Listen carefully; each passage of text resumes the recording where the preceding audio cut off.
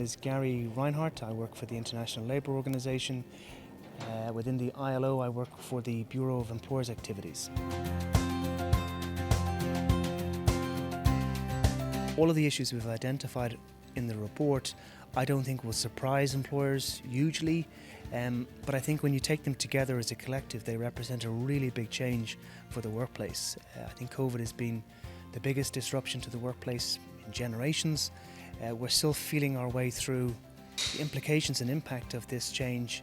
I think what we did find in particular was, legislation not exactly fit for purpose in many cases for this post-COVID environment where people are working from home. There's health and safety implications, there's liability questions.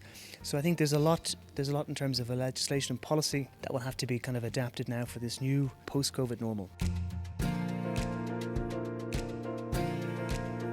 I think what COVID showed was certainly for companies that were able to adapt early on, they've been able to, I suppose, manage the process a lot better. There's a lot of good experiences there from a company side. They've all struggled, and I think we're still struggling with issues around, measuring output, particularly when you've got workers off-site. Where exactly is the workplace? Is it home? Is it somewhere else? Is it a physical place? These are all kind of questions that are still kind of outstanding in legislation and policy terms. One of the other big things that came through, I think, was the changing skills needs of employers, a much bigger focus on softer skills, communication skills, digital skills. And again, that has implications for our curricula as well in terms of the skills pipeline.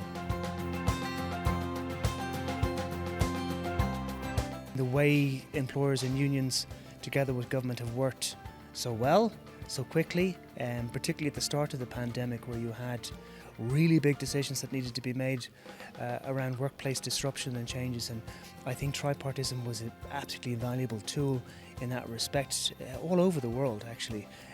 So from an ILO perspective, we've been greatly heartened by that. Like as I said, now we're going into this post-COVID period where we need to start changing legislation and policy to deal with the implications, and again I think there's a really big role there for employers and unions together with government to navigate that pathway forward. I think we're in a period of real change in the world. I think COVID has been a very disruptive event. It's been added to now by this cost of living crisis and the supply chain disruptions that have become apparent in the last while, and I think we're into a very disruptive period where there's a global recession.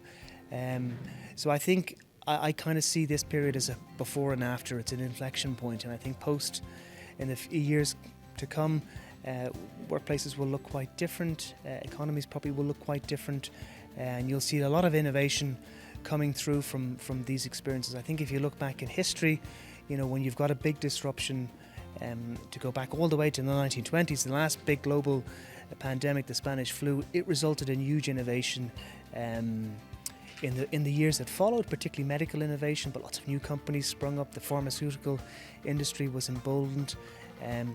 Lots of patents were, if you look at patents as a proxy, in the US there was a huge growth in patents, which means new companies were formed, real period of growth. So I would hope we would have something similar, and we'll see certain sectors probably expand and maybe some new sectors develop.